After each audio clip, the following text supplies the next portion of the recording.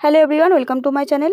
আজকের এই ভিডিওতে ডিএলএড পার্ট 2 এক্সামের জন্য CC04 থেকে প্রথম 3টে ইউনিটে 2 মার্কস, 7 মার্কস এবং 16 মার্কসের সাজেশন নিয়ে আলোচনা করব। তো প্রথম ইউনিট দেখো, শিক্ষণ বিজ্ঞান অনুশীলন ও শিক্ষণের প্রক্রিয়া। এখান থেকে প্রথমে 2 মার্কসের কোশ্চেন দেখো। নাম্বার 1, শিক্ষণ বিজ্ঞান বা পেডাগগি কাকে বলে? নাম্বার 2, ধারণা গঠন বা কনসেপ্ট ফরমেশন এবং ধারণা লাভ বা কনসেপ্ট অ্যাটেনমেন্ট বলতে কী বোঝায়? নাম্বার 3, বিষয়বস্তুগত জ্ঞান এবং পাঠক্রমিক জ্ঞান বলতে কী বোঝায়? নাম্বার 4, মস্তিষ্ক প্রক্ষালন বা ব্রেন স্টর্মিং কী? নাম্বার 5, টিউটোরিয়াল দল কেন গঠন করা হয়? নাম্বার 6, প্রকল্প পদ্ধতি কাকে বলে? প্রকল্প পদ্ধতির দুটি বৈশিষ্ট্য লিখুন। নাম্বার 7, নির্মিতিবাদ কাকে বলে? নির্মিতিবাদের দুটি বৈশিষ্ট্য লিখুন। নাম্বার 8, 5E শিখন মডেলের 5টি পদক্ষেপ কী কী? নাম্বার 9, অনুসন্ধানমূলক শিক্ষণ বা এনকোয়ারি টিচিং কাকে বলা হয়? এবং লাস্ট কোয়েশ্চেন নাম্বার 10, শিশুকেন্দ্রিক শিক্ষা কাকে বলে? 2 মার্কসের জন্য এই কোয়েশ্চেনগুলোই করবে। এরপরে বড় কোয়েশ্চেন দেখো। নাম্বার 1, শিক্ষণ বিজ্ঞানের বৈশিষ্ট্য, লক্ষ্য এবং উদ্দেশ্যগুলি আলোচনা করুন। নাম্বার 2, শিশুকেন্দ্রিক শিক্ষার বৈশিষ্ট্য এবং গুরুত্বগুলি আলোচনা করুন। নাম্বার 3, ব্রুনারের কনসেপ্ট অ্যাটেনমেন্ট মডেলটির বিস্তারিত বিবরণ দিন। নাম্বার 4, ধারণা গঠনের পদ্ধতিগুলি ব্যাখ্যা করুন। নাম্বার 5, প্রকল্প পদ্ধতির ওপর টিকা লিখুন। তো প্রথম ইউনিট থেকে এই কোয়েশ্চেনগুলোই ইম্পর্টেন্ট। এরপরে দেখো দ্বিতীয় ইউনিট, পাঠ্যক্রমে শিক্ষণ বিজ্ঞানের ঐতিহাসিক ও দার্শনিক প্রেক্ষিত।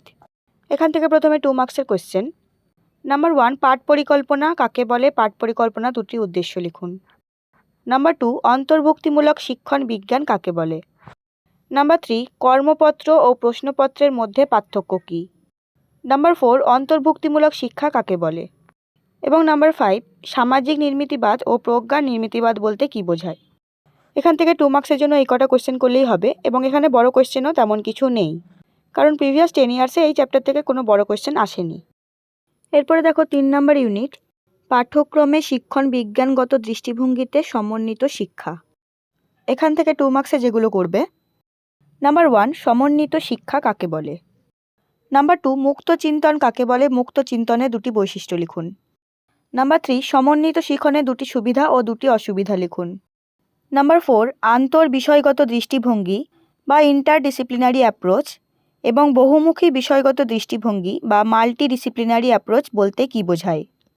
নাম্বার 5, ইন্টারডিসিপ্লিনারি এবং মাল্টিডিসিপ্লিনারির মধ্যে দুটি পার্থক্য লিখুন। 2 মার্কসের জন্য এই কটা করলেই হবে। এরপরে বড় কোশ্চেনে যেগুলো করবে। নাম্বার 1, সমন্বিত শিক্ষণ সম্পর্কে আলোচনা করুন, অথবা প্রাথমিক স্তরে কিভাবে সমন্বিত শিক্ষণকে ব্যবহার করবেন। নাম্বার 2, আন্তর বিষয়গত দৃষ্টিভঙ্গি সম্পর্কে টিকা লিখুন।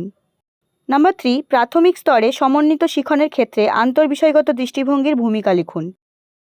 তো আজকের ভিডিও এই পর্যন্তই। এরপরের ভিডিওতে বাকি ইউনিট থেকে গুরুত্বপূর্ণ কোশ্চেনের সাজেশন নিয়ে আলোচনা করব।